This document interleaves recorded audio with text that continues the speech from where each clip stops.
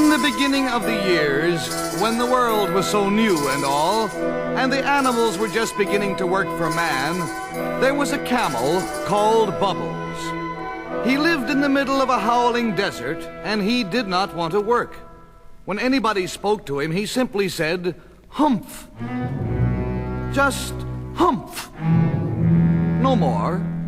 And presently, on a Monday, the horse came to him with a saddle on his back. And he said, "Because the world's so new and all, and there's so much to do and all, upon my back I carry a load, and I go galloping, galloping, galloping, galloping, galloping down the road. I do. But what about you?" And what do you think the camel said to that? "On the sand of the desert he sat like a bump, and when the horse finished, he simply said, 'Humph.'" And then it was Tuesday, and the ox came to him and said, "Because the world's so new, my boy, and there's so much to do, my boy, I pull the plow, gee-haw, gee-haw, I pull heavy carts, gee-haw, gee-haw, I do what I can to help the man, I do. But what about you?" And what do you think the camel said to that? "He chewed on the bark of the tamarisk stump, and when the ox finished, he simply said, 'Humph.'" And then the dog came to him.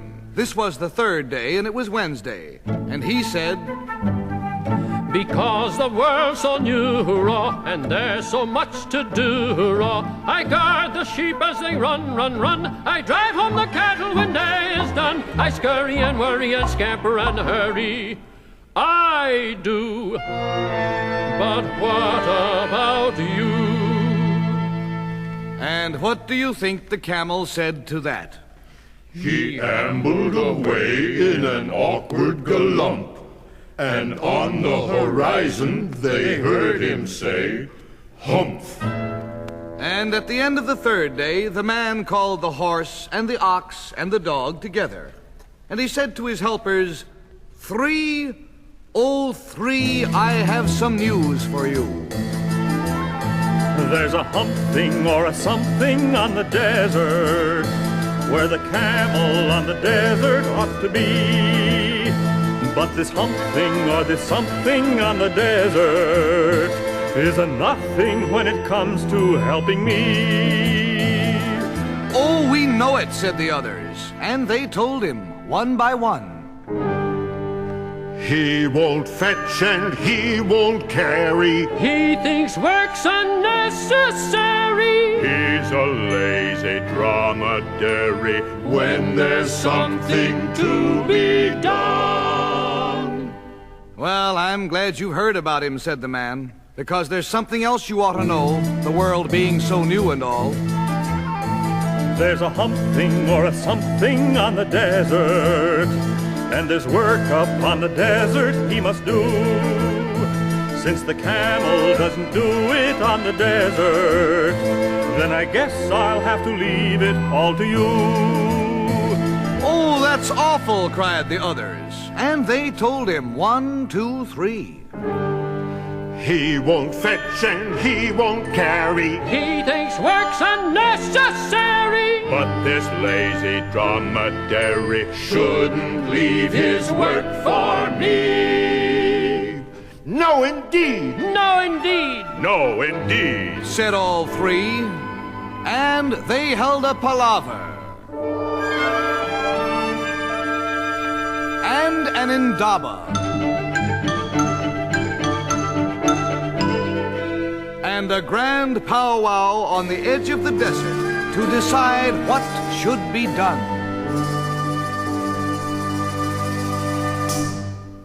And as they sat there wondering what to do about the camel, along came a cloud of dust, whirling across the desert.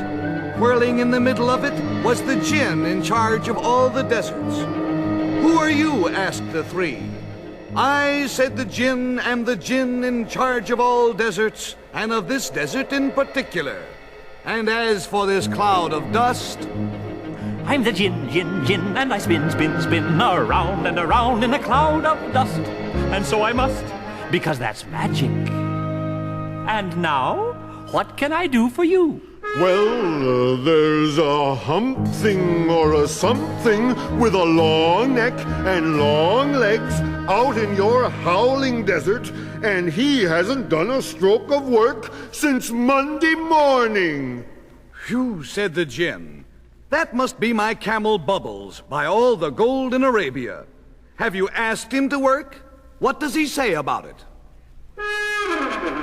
He only says humph, just like that when I neigh. He only says humph to whatever I say. He only says humph, just like that when I moo, as though he was saying I've nothing to do. He only says humph, just like that when I bark.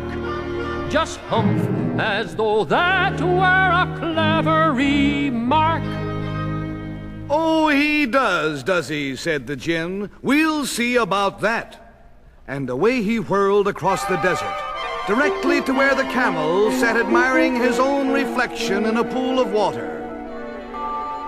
The camel didn't see him coming, but the gin whirled up to him and tapped him on the shoulder and said, "What's this I hear about your doing no work since Monday morning, and the world so new and all? Bubbles, you are causing troubles." And what do you think the camel said to that? Humph. "I wouldn't say that again if I were you," said the gin. "You might say it once too often. And to return to more important matters, Camelus dromedarius, this laziness of yours is becoming serious." And what do you think the camel said to that? Humph. Uh-huh. "So that's it, is it?" said the gin. "Well, then I see it's time for magic." I'm a gin, gin, gin, and I spin, spin, spin around and around in a cloud of smoke. And it's no joke when I make magic. "Humph," said the camel again.